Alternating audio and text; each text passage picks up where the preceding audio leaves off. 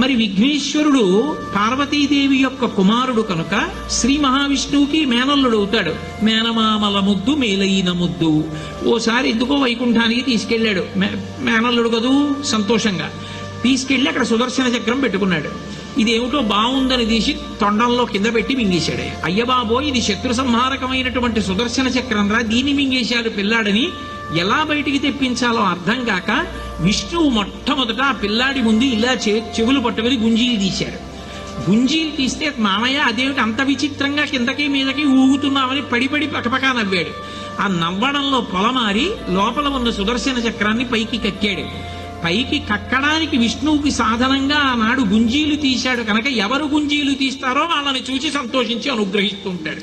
ఇప్పటికీ మీరు పాండిచేరి వెడితే పాండిచేరి రోడ్డు అంతా కూడా గుంజీలు తీస్తూనే కనపడతారు మీకు. విఘ్నేశ్వరుడు